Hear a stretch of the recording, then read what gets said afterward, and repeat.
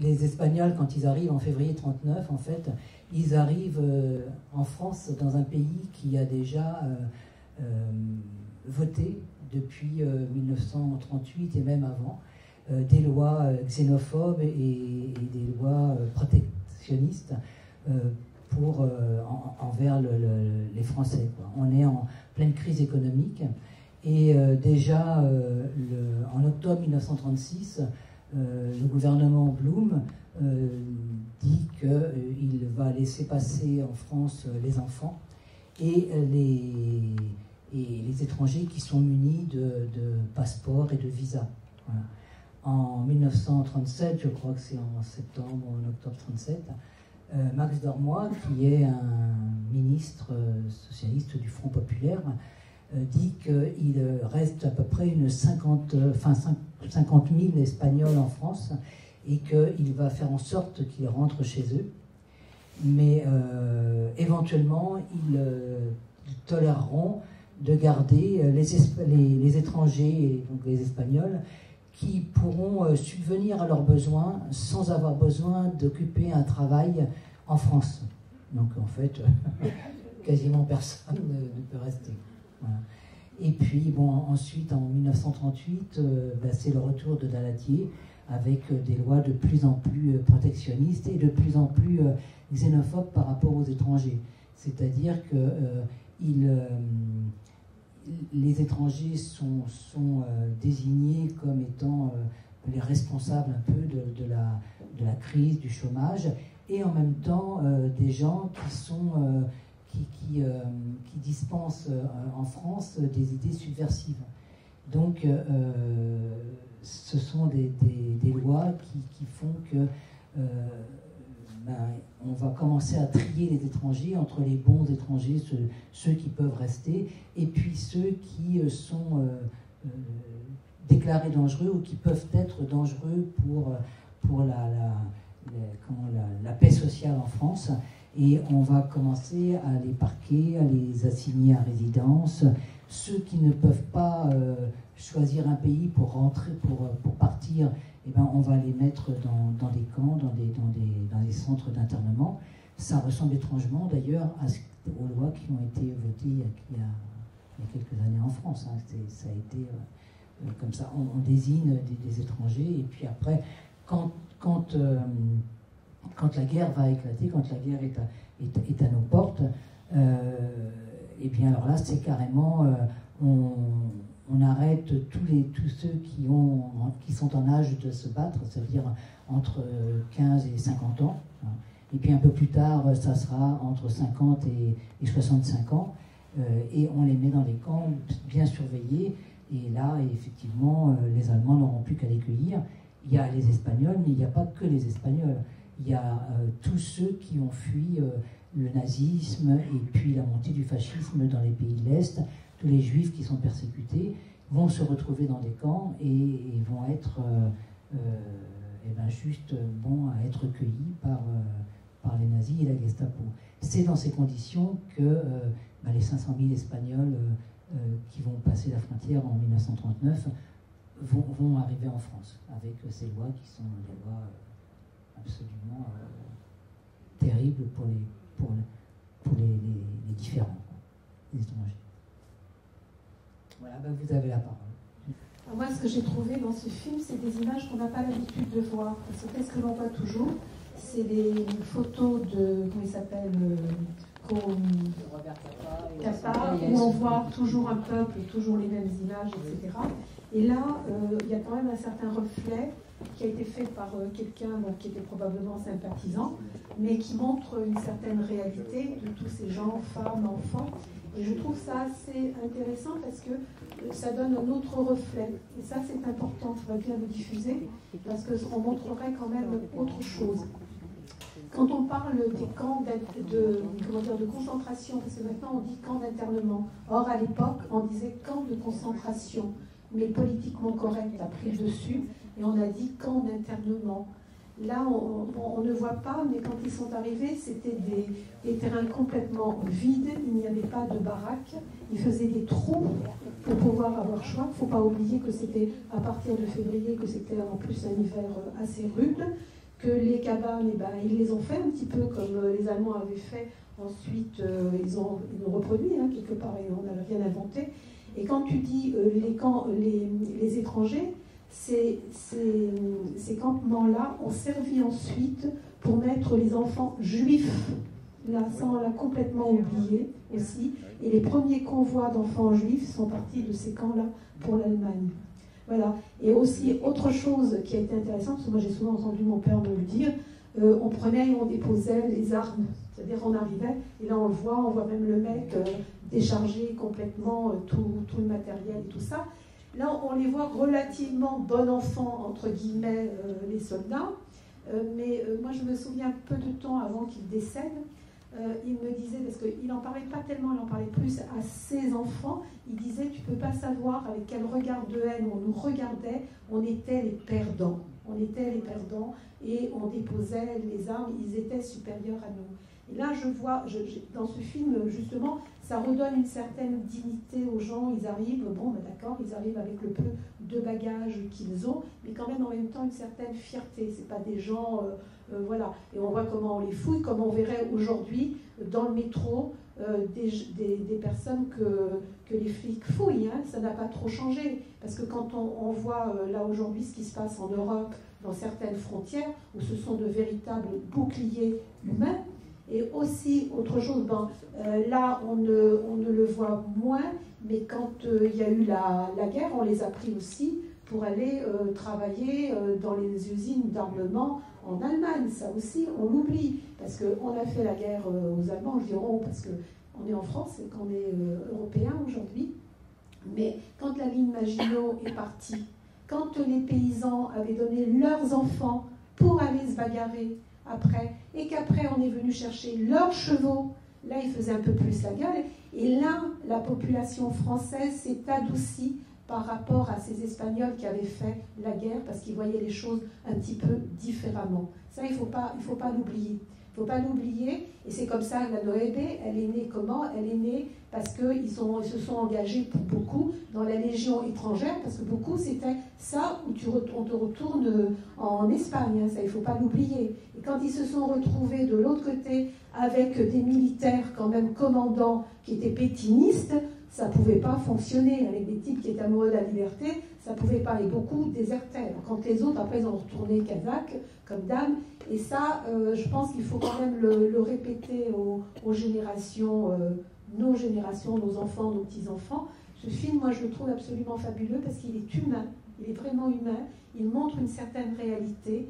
Et franchement, si on pouvait, alors je ne sais pas si ça a été diffusé à la télé, je ne le crois pas, ce qui est peut-être dommage.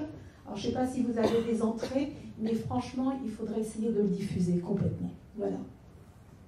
Les liens des réseaux font que nous avons été contactés par Philippe Solé, qui est un réalisateur qui a fait beaucoup de films sur ce thème, et sur le thème de l'exil, et sur le camp d'Argelès. Et parce qu'il avait lui-même été contacté par Jean-Philippe Gossot, qui est le fils de Philippe Gossot, qui était membre du CNC, du Comité national catholique, en 1937, et il s'est engagé auprès d'abord des enfants basques et des enfants catalans, pour aider à leur hébergement, et puis à leur survie, et puis à leur éducation. Et après, il a carrément travaillé avec comme humanitaire au moment, en février 1939, au moment justement de l'exil de tout un peuple. Et en même temps que son travail d'humanitaire, il a fait des photos. Et il a fait des photos absolument fabuleuses, parce que justement dans ces photos, on retrouve le regard de dignité et le regard d'amitié et de solidarité qui passe justement entre ces hommes et ces enfants qui sont réfugiés et qui ne veulent pas perdre leur dignité, et puis cette équipe justement humanitaire qui essaye de faire tout ce qu'ils peuvent pour les aider et pour justement conserver cet allant et cette reconstruction, qui vont faire que ben, finalement, ils vont se réintégrer, ils vont s'intégrer dans la vie civile et ils vont s'engager, un certain nombre va s'engager justement dans la lutte antifasciste. C'est primordial. Et comme tu le dis, ce qui est très important, c'est que le regard de la population française va changer à ce moment-là. On l'a vu dans les différents maquis, dans les maquis du barrage de l'Aigle, les maquis des Glières et tout ça. Tout d'un coup, les Espagnols deviennent un peu comme les grands frères, quoi. Ils vont réceptionner des jeunes qui fuient le STO ou qui veulent tout simplement lutter contre un envahisseur, mais qui ne savent pas comment faire, qui ne savent pas quoi faire, qui n'ont pas de formation militaire, qui n'ont pas... Et eux, ils ont quand même 32 mois derrière eux de lutte, et donc ces 32 mois vont leur servir d'abord à préserver la vie de ces jeunes Français qui veulent se battre, et en même temps à les éduquer pour pouvoir ne pas se faire tuer comme des lapins, quoi. Et donc du coup, les rapports vont effectivement évoluer et changer. Oui, c'est juste pour préciser par rapport à l'intervention que tu viens de faire, c'est que de Gauchon, justement, il y a ces fameuses photos qui ont été faites par ce monsieur-là et qui vont être l'objet de l'exposition que l'association 24 août organise dans différents endroits. Et donc là, je te redonne la parole, tu vas dire où ça se trouve. Oui, c'est vrai, qui vont justement qui parlent de cet exil, qui parlent du passage des frontières, des chemins qu'ils ont suivis, des premiers jours, ce que tu disais, des premiers jours sur la plage, où effectivement on voit à travers les photos qu'il n'y a rien, du tout, que des gens qui sont là et qui essayent de survivre et de se protéger des intempéries et du froid et de la faim. Et puis il y a des photos aussi sur les enfants, voilà, sur les enfants basques et les enfants catalans. Et là, on voit comment, en fait, ils les ont pris en charge à partir de 1937 et où ils ont recréé comme une espèce de communauté, parce qu'on voit les enfants à la fois travailler pour l'organisation de leur campement, enfin du regroupement qu'ils ont, parce qu'ils sont hébergés dans des colonies, dans des bâtiments en dur. Donc chacun travaille, chacun porte sa contribution au travail commun pour pouvoir vivre et s'organiser et survivre. Et en même temps, il y a aussi l'éducation. Ils prennent en charge l'éducation des enfants. Alors bon, c'est une éducation des fois un peu de l'époque, quoi, puisqu'on voit par exemple, il y a des photos où on voit les garçons qui travaillent, qui étudient, et puis derrière, il y a les tables de filles qui cousent. Bon, mais quand même, ils prennent en charge la formation des enfants. Et donc ces photos-là, elles vont être exposées à Liège pendant 3 mois, là, à partir du mois de mars jusqu'au mois de mai, et on a bon espoir de les exposer à Paris. Voilà. Et elles sont complétées par un autre travail d'un autre photographe contemporain qui s'appelle Pierre Gonor, qui est un photographe internationalement connu, et qui nous a été envoyé en 2019 par l'Espagne, par le gouvernement socialiste espagnol, parce qu'ils avaient commandé un travail sur les derniers descendants, les derniers exilés et leur descendance. Et ce qui est intéressant dans le travail qu'a fait Pierre Gonor, c'est que finalement, on a la suite des photos de Philippe Bousseau, à savoir ce que sont devenus ces gens, et comment, en fait, ils ont transmis leur mémoire, transmis l'idéal pour lequel ils s'étaient battus à partir de 1936. Et nous, on estime que ces deux expositions de photos sont absolument complémentaires et à voir en même temps. Parce que c'est la suite logique, quoi. C'est la suite de la transmission. Et c'est aussi dire comment, finalement, on s'est approprié ce que nos parents biologiques ou nos parents spirituels nous ont légué, pour qu'on puisse à notre tour transmettre et dire aux enfants actuellement, aux jeunes actuellement, que bon, dans les pires conditions, il y a toujours un combat à mener. n'oubliez pas que Franco s'est appuyé sur les troupes marocaines, d'accord? Et j'ai entendu beaucoup de vieux réfugiés, mais beaucoup. N'oubliez pas qu'ils sont gardés aujourd'hui par, ça devait être des oies ou je ne sais pas, et il y avait une certaine méfiance par rapport à eux, parce que pour eux, ça leur rappelait Franco. Ça, quand j'ai vu ça, ça m'a frappé. Ouais, c'est la première fois que je vois ça.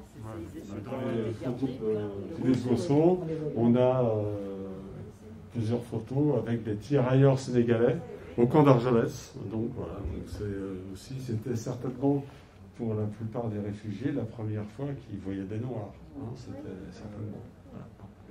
Et notamment, on a une photo, il y a une photo où on voit carrément, et je crois que c'est d'après Philippe Solé, c'est la seule qui existe. On voit les nids de mitrailleuses en fait qui sont placés. Alors il y a une vue sur une bien particulière, puis après on devine les autres. Mais les nids de mitrailleuses sont placés face au camp, voilà, avec la mitrailleuse pointée vers les réfugiés. Voilà. La question de la transmission pour demander un peu cette expérience qu'a menée Madame Botella, je crois, dans ce lycée. J'aimerais savoir un petit peu justement comment ça a été mené, enfin quel a été le... voilà, vous parliez un peu de cette expérience qui est une expérience de transmission justement. J'ai la chance de pouvoir faire des cours sur la mémoire, sur les devoirs de mémoire. Et donc c'est parti comme ça. Et j'ai commencé à travailler sur ça parce que je me suis rendu compte, moi je suis espagnole, je suis née en Espagne, et je ne connais rien de la guerre d'Espagne, je ne connais rien de l'exil, je ne connaissais rien.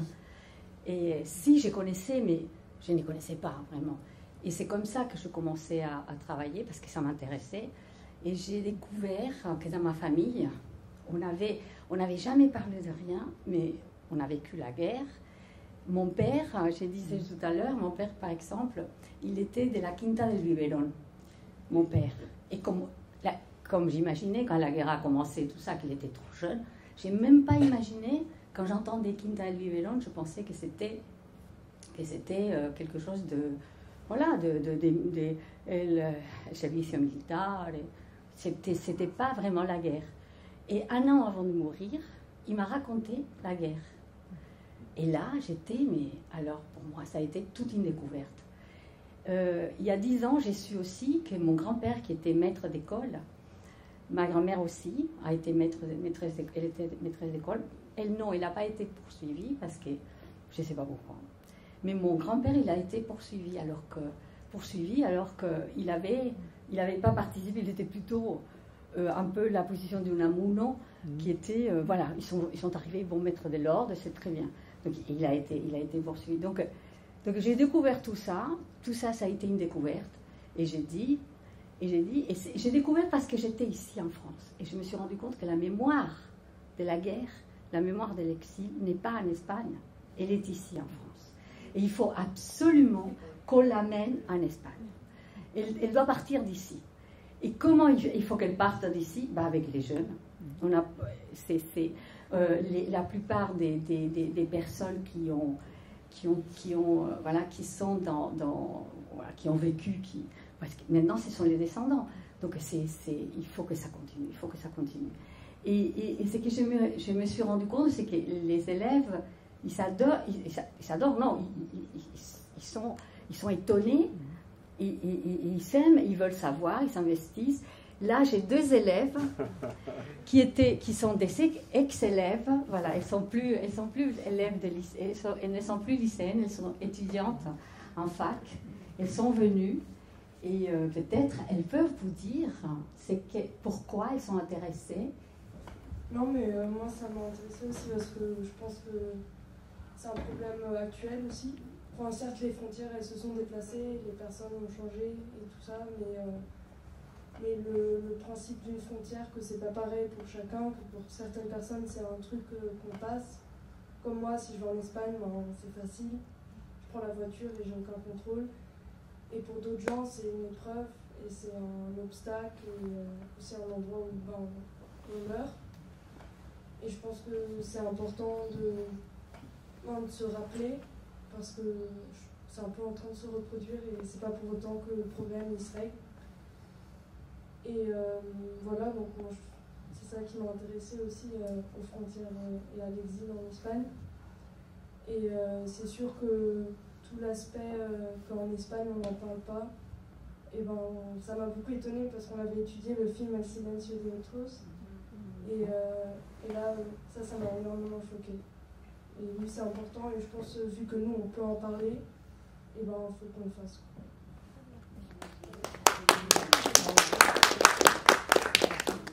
Moi, c'est plus par rapport à ma famille, parce que j'ai une partie de ma famille qui est espagnole du nord de l'Espagne, et qui a mes arrière-grands-parents émigré avant le début du franquisme. Et mon père, ça a toujours beaucoup intéressé, mais personne dans ma famille n'en parlait, enfin du côté espagnol. Et du coup, c'est avec le début des cours espagnols au lycée que moi j'ai commencé à m'y intéresser plus et que j'en ai parlé avec ma grand-mère, qui m'a expliqué qu'il y a une saison qui a été internée au camp d'Argelès pour acte de résistance. Et du coup, moi, c'est plus par rapport à la famille que ça m'a intéressé, même au parcours de ma mère qui est immigrée de Côte d'Ivoire. Donc, il y avait pas mal de rapprochements qui se sont créés.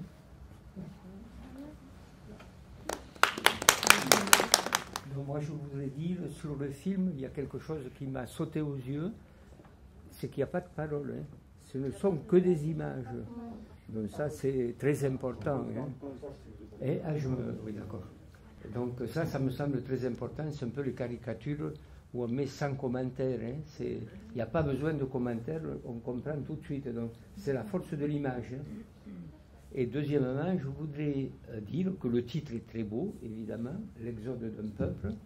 Et à ce sujet, je rappellerai, je vais faire un peu de pub, pour le Centre toulousain de l'exil espagnol, où on publie les cahiers, et le numéro 10 concerne, on a pris le titre, on ne lui a pas volé, hein, on a appelé ce numéro L'exode d'un peuple.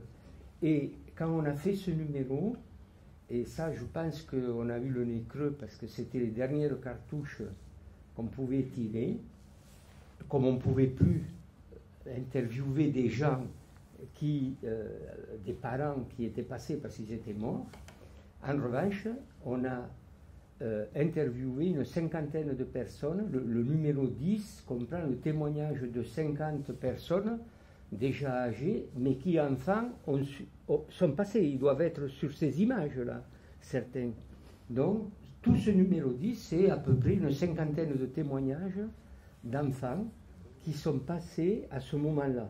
Donc, c'est presque un complément au film.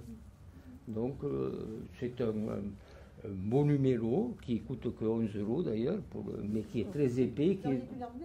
Ah ben, mais moi je ne suis pas commerçant. Non mais je le dis parce que parfois il y a pas mal d'universitaires ou comme ça ils racontent sur 3 témoignages. Là on en a pris 50 qui sont très divers, hein, parce qu'on a pris des enfants qui sont passés par le Pays Basque. Parce que là, il y a presque des témoignages que d'enfants, hein, puisqu'il y en a qui sont passés, ils avaient quelques mois, il y en a qui sont passés qui avaient 7 ou 8 ans. Donc c'est très différent, c'est très divers comme témoignage, et puis c'est des parcours très différents, quoi. Donc moi je pense que c'est un recueil très important à consulter si on veut s'intéresser justement à cette période et à ce passage. On peut se rencontrer assez facilement. Hein, ah ben, numéro 10. Hein. Il y a une bonne adresse à Paris, c'est 33 rue des Vignoles, Paris 20e, où on peut se le procurer. Voilà. Pour revenir à ce que disait Madame Botellas sur la connaissance de l'exil en Espagne, il faut rappeler qu'il a fallu attendre 2019 pour qu'un gouvernement espagnol, donc 80 ans après l'Exode, s'intéresse à l'exil et à l'exil républicain. Et à la fin de cette même année-là, donc on a exposé les photos Gosso et les photos Gonor à Madrid pour la première fois. Donc il y a eu une exposition officielle d'un gouvernement espagnol sur l'exil républicain. Et actuellement, cette exposition tourne en Andalousie. Actuellement, l'exposition Gosso, que nous espérons pouvoir exposer un jour à Paris. C'est pas faute d'en avoir parlé aux édiles de la ville, mais ça a du mal à se concrétiser. Et on caresse l'espoir de retourner à Madrid, non pas par les voies officielles, mais par le gouvernement espagnol, mais par la voie de la Fondation Anselmo Lorenzo de la CNT. Oui, sur la question de la mémoire, je pense que si elle a été gommée comme ça en Espagne, c'est non seulement à cause des 40 ans de terreur, et aussi, on pourrait dire, l'éducation, le manque d'éducation qui a été organisé en Espagne. C'est aussi lié, je pense, à les conditions dans lesquelles s'est fait ce que l'on appelle la transition. C'est-à-dire que ça s'est fait sur la base des anciens fascistes qui finalement se sont servis un peu de ce que l'on appelait les opposants, un peu d'alibi pour continuer à mener finalement une politique d'oubli. Il suffit de voir que Rajoy a complètement coupé tous les fonds qui étaient faits pour la mémoire. Ça n'empêche qu'on a l'impression que ce sont les petits-fils maintenant de ceux qui avaient fait la guerre qui tout d'un coup découvrent, se battent pour aussi bien pour ouvrir les fosses, pour trouver les documents. En septembre en particulier, on a découvert les ossements de la première mairesse d'Espagne, María Meléndez. Il y a eu une cérémonie qui a été assez émouvante d'ailleurs, avec toute une série de gens qui faisaient partie de l'association de mémoire historique de Saragosse et de Gayour. Et en particulier est venue Ada Colau, qui est la mairesse de Barcelone. Elle est venue à titre personnel, mais pour montrer justement la place des femmes et des institutrices et des instituteurs qui ont été assassinés. L'autre élément, je trouve, qui est émouvant dans ce film, c'est qu'effectivement, on voit des gens, aussi bien des femmes, des enfants, des soldats, qui passent, mais avec la tête haute. On voit Marty.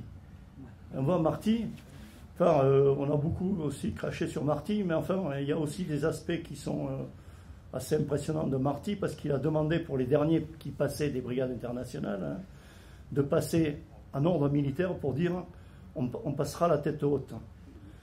L'autre point, c'est les musiques qui ont été mises sur ce film. On reconnaît Ay Carmel, la bataille de l'Èbre, mais on oublie aussi que la bataille de l'Èbre, c'est El Descabello, c'est-à-dire comment on achève finalement les taureaux sur l'arène. Et on a l'impression que cette bataille de l'Èbre a été organisée pour en finir avec l'affaire d'Espagne. C'est au moment où David Candelaki était envoyé à Berlin par Staline pour déjà voir les premières amorces du pacte germano-soviétique. Le dernier point, je ne voudrais pas être trop long, mais c'est pourquoi il y a 500 000 personnes et pourquoi il n'y en a pas 5 000. On pensait c'est-à-dire que les services français sont totalement débordés. Ils sont totalement débordés parce qu'ils avaient des informations aussi de la part des autorités de l'armée franquiste, comme quoi il y aurait finalement très peu de gens qui allaient passer. En réalité, il va y en avoir un demi-million. Ce n'est pas una retirada. Una retirada, c'est un mot que l'on a mis il y a quelques années. C'est une débandade, mais qui passe quand même un demi-million de personnes. Et pourquoi il y a un demi-million de personnes? C'est que après la chute de Barcelone, il y a quand même toute une série de gens qui continuent à combattre. On en parle beaucoup moins que la bataille de l'Èbre. C'est les batailles de Noguera Pallaresa, de Noguera Ribarrozana, del Segre, où petit à petit ils reculent, où en particulier ce sont des gens qui sont de la 26e, puisque El Campesino s'est complètement effondré, et ceux de la 26e, c'est l'ancienne colonne de Ruti, dans laquelle il y a des anarchistes, mais il y a aussi des socialistes qui se sont réfugiés et des internationalistes qui se sont réfugiés dans cette colonne-là pour essayer de reculer au moins en bon ordre et empêcher que l'armée franquiste ne fasse une nasse pour empêcher de passer. Et je pense que cet élément-là est important. Dernier point, effectivement, c'est qu'on parle très peu. Maintenant, on n'en parle pas, on ne parle pas de la guerre d'Espagne, c'est plus à la mode, très peu. Enfin, en tout cas, dans les programmes d'histoire français, on ne parle pas non plus de la bataille d'Abyssinie en 1935, où on a laissé quand même Hitler, Mussolini, massacrer les Éthiopiens avec des gaz, etc. Hein. Et on retrouve finalement la même problématique qu'à l'époque sur les réfugiés. Actuellement, c'est un copier-coller horrible de masse pour les Syriens, pour tout ce que l'on veut, la façon dont on se débarrasse des réfugiés. Je rappellerai quand même qu'en juillet 1938, il y a eu une conférence, je crois que c'était à Évian, je crois, ou en Suisse, pour savoir si l'on pouvait sauver les Juifs d'Allemagne. Et tous les pays ont dit « niet », on n'en parle pas, non, et on regardait de l'autre côté. On a vu le résultat que ça a donné. Bon, voilà. On continue à en parler de la guerre d'Espagne et puis de la Révolution espagnole. C'est rare le mois qui n'est pas un livre ou une BD qui ne parle ici en France de cette époque-là. On a des amis libraires qui m'en parlent assez régulièrement. Et en particulier, il y a un bouquin qui est sorti très récemment. C'est le témoignage d'un certain Mathieu Cormand, un libraire belge, qui est parti combattre dès le début, et il s'est retrouvé dans la colonne de Routy, et parmi les internationaux. Et c'est un témoignage vraiment exceptionnel qui montre bien ce qui s'est passé. Et c'est un témoignage d'autant plus exceptionnel qu'il est parti aussi à Madrid avec la colonne. Et donc il a assisté à la bataille, enfin, en tant que combattant et témoin de la bataille de Madrid. Et enfin, il a été au Pays Basque en avril 1937.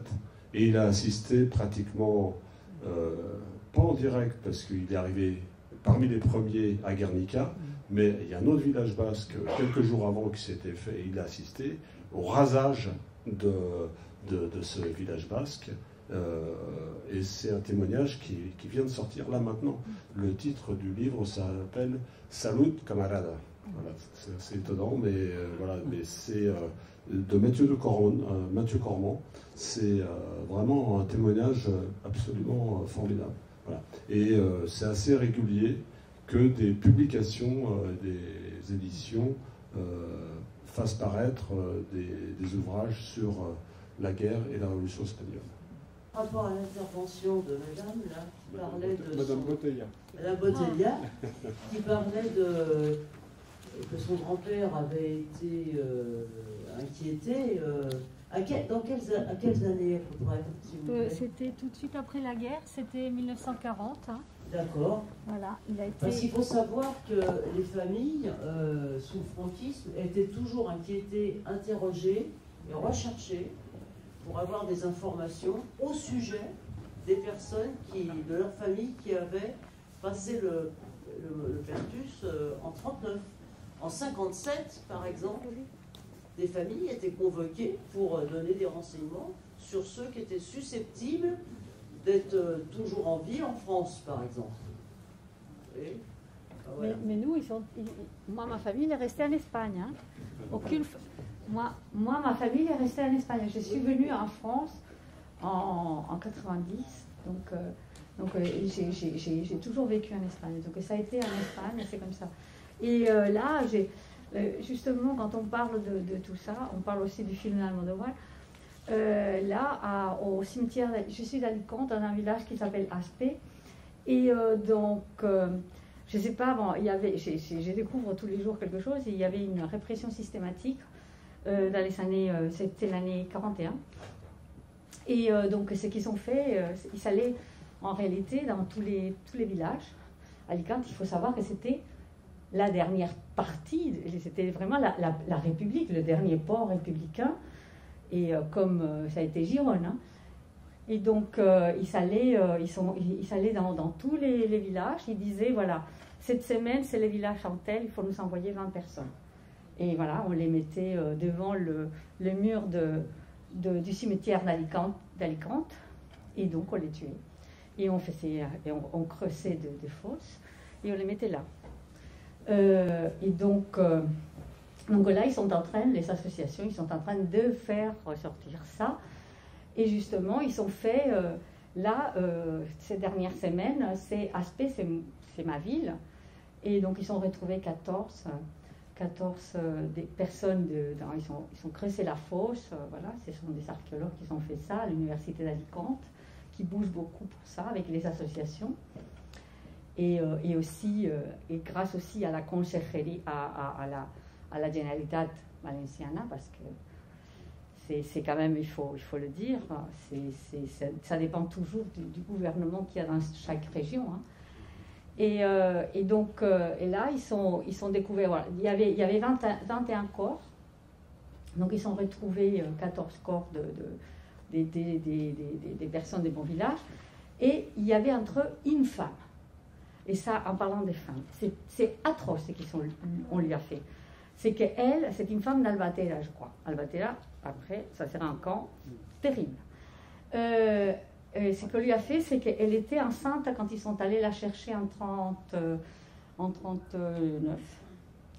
Donc, on l'a laissée accoucher. On lui a donné pendant 1 an pour qu'elle allaite son bébé, et après, on l'a tuée. Vous imaginez? Et c'est comme ça la répression. C'est ça, il faut savoir ça. Et donc on est en train de faire des choses, des découvertes terribles.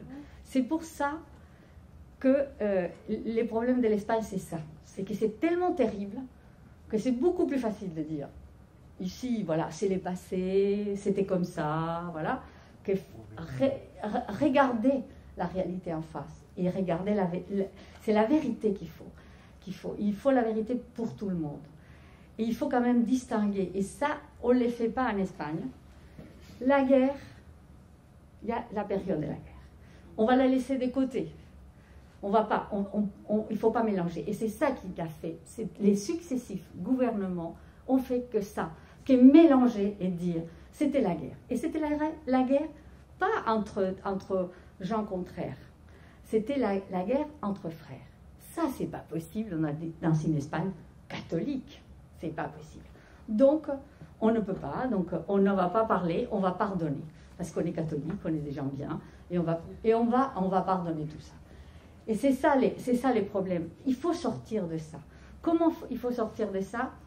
Moi, je me suis rendu compte que je ne vous ai pas raconté vraiment tout quand je vous expliquais qu'en France, on a une chance inouïe de pouvoir travailler sur la mémoire. Moi, en langue, je travaille sur la mémoire espagnole. Les germanistes travaillent. Il y a un professeur d'allemand ici et qui peut nous dire aussi la même chose. Et je ne me suis pas rendu compte, comme je fais cours avec le masque, voilà, vous voyez.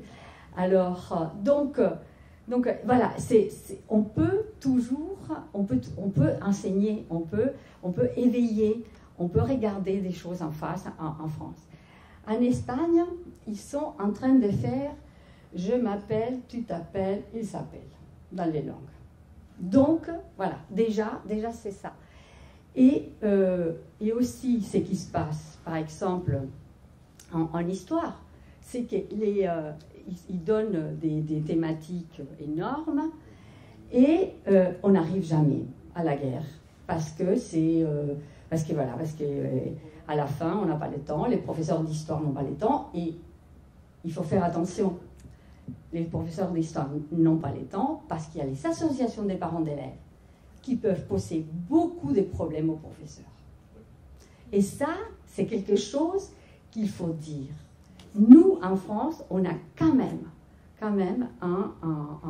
on a une chaire libre, la cathédrale libre.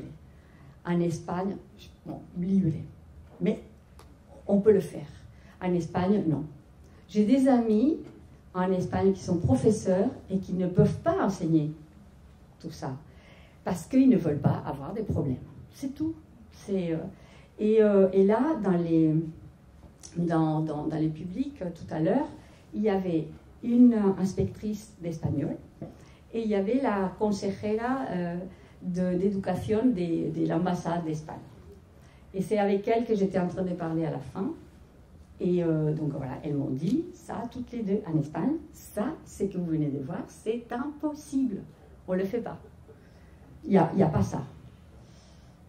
Et donc quand même, c'est pour ça que je dis la mémoire est ici. Il faut quand même que d'ici, on la ramène en Espagne. Elle est venue avec nous, donc il faut que nous, on la ramène là-bas. J'étais là parce que témoigner. Parce qu'on dit là, on ne fait pas la publicité, tout ça, pour faire connaître. Moi, je suis de Toulouse, hein, vous avez dû le constater. Hein. Facilement, même facilement. Mais, donc, dans les années... Alors, l'exil, Francis aussi est de Toulouse, donc si je me trompe, il me le dira. Mais, donc, la colonie espagnole dans les années 50-60 à Toulouse est énorme. Énorme. Mais très... divisé en parties, etc. Donc on crée quelque chose qui s'appelle l'Ateneo Espagnol de Toulouse, qui est la tierra de nadie, la tierra de nadie. Et là on va faire des conférences culturelles, tout ça. Eh bien, combien d'enseignants d'espagnol de Toulouse sont venus là? Il y en a 2. Il y a Alenghi et Marie Lafranc. Hein? Le reste, il n'y en a pas. C'est-à-dire que la mémoire, il faut avoir envie de la mémoire. C'est-à-dire que ce n'est pas la mémoire intrinsèque comme ça. C'est-à-dire qu'il faut qu'à un moment donné, les gens aient envie de la mémoire. Et dans les années 60, les enseignants d'espagnol à Toulouse, qui étaient très nombreux et qui étaient confrontés au problème espagnol en permanence, parce que dans leur classe, il y avait plein d'élèves espagnols, comme moi, pas espagnols, mais réfugiés. Eh bien, l'Athénéo, on remplissait des salles très importantes, mais de la colonie espagnole. Et puis, alors, donc, dans les enseignants comme ça, j'ai cité Marie Lafranc et Alenghi, et le reste, il n'y en avait pas. Et alors, ne parlons pas des profs d'université, parce que là, la faculté des lettres de Toulouse était rue Lottmann, et c'est comme l'activité se passait souvent au Ciné Espoir, qui était à 300 mètres de la fac. Eh bien, là, des enseignants de l'université, ils pouvaient côtoyer des Espagnols qui parlaient très bien espagnol, mieux qu'eux souvent, mais, eh bien, ils ne venaient pas. Il y avait des représentations de théâtre, il n'y en avait pas. Il n'y avait pas d'intérêt pour ça. Donc, la mémoire, il ne s'agit pas, c'est pas comme ça, c'est qu'il faut avoir envie de... Il faut faire la démarche, et parce que là, c'est un témoignage. Je pense que je ne me suis pas trompé. Hein. Actuellement, c'est ça que je vous dis. Actuellement, ce sont les programmes français. Dans les programmes français, il y a en langue, toutes les langues confondues, on a un chapitre qui s'appelle Territoire et mémoire. Donc, il faut les traiter. C'est obligatoire pour...